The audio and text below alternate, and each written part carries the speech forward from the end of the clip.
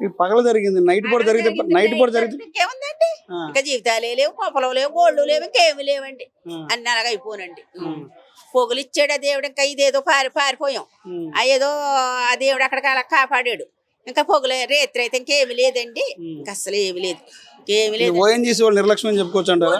ఏమోనండి, వాళ్ళు ఏం కాడికి చేసారో మనకు తెలియదండి. నిర్లక్షణాలు లేకపోతే ఇలా చేస్తారో మాకు తెలియదండి. పోయించి గొడవలో వాళ్ళు అయితే మరి ఇళ్ళమయ్య చాలా దారుణంగా పెట్టారండి. చాలా ఏంటి నేను పరిస్థితి ఏంటి మళ్ళీ ఏంటి పరిస్థితి గ్రామంలో?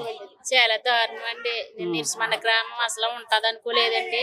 పిల్లలు పెద్దోళ్ళు అందరూ కూడా వచ్చేసామండి.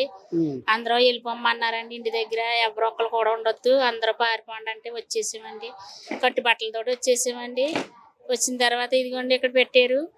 పిల్లలు పెద్దోళ్ళు అందరూ వచ్చేసామండి. మా ఆయన గారు అమలాపురాన్ని ఉన్నారండి. ఆయన కూడా కంగారు ఎత్తిపోయి పరిగెత్తుకు వచ్చేసారండి. మేము ఏమైపోతామని ఇక్కడ ఇంకా ఇలాగే ఉన్నామండి. కట్టుబట్టలతో వచ్చేసామండి. అన్నాలు వండుకున్నామండి, పూలు తినలేదు, ఏం తినలేదు. ఇంక మా పట్టుకుని పేనాలు చేతులతో పట్టుకుని వచ్చేసామండి. ఇంక రాత్రి నుంచి ఇలాగే ఉన్నామండి. ఇక్కడ ఏర్పాట్లు ఎలా ఉన్నాయి? బాగానే చూసారండి. కానీ వైన్ చేసే వాళ్ళు అయితే మాత్రం ఏం పట్టించుకోలేదండి. ఇప్పుడు ఇంకానే వాళ్ళు ఏం పట్టించుకోలేదండి. ఇక్కడ కొంతమంది పట్టించుకున్నారని బాగానే చూసారు. ఏర్పాట్లు తిండికి అయ్యే బాగానే పెట్టారండి. గతంలో ఇప్పుడు చూసారా మీ పరిస్థితి? చూడలేదండి బాబు, ఎలాంటిది అసలు ఎప్పుడు జన్మలో చూడలేదండి మేము అసలు.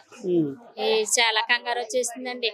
ఇసుమండ గ్రామం అంతా పొక్క అమ్మేసండి, ఇల్లు కూడా అనలేదండి. అంత అలాగ అయిపోయిందండి. ఏంటి బాబు పొగ ఏంటి బాబా అనేసి కంగారు అయిపోయండి. ఇంకా అసలు తోటలు లంపడ దొడ్లు లంపడ అందరూ పొరుగులండి. ఇంకా అసలు ఎలా వచ్చామో ఎలా చేసామో మాకు తెలదండి. వచ్చి మా ప్రాణాలు దోసుకున్నామండి. గతంలో ఇప్పుడు నీ పరిస్థితి చూసారా మీరు? మీకు తెలిసి తెలియదండి చూడలేదండి. చాలా కంగారు అయిపోయిందండి బాబు.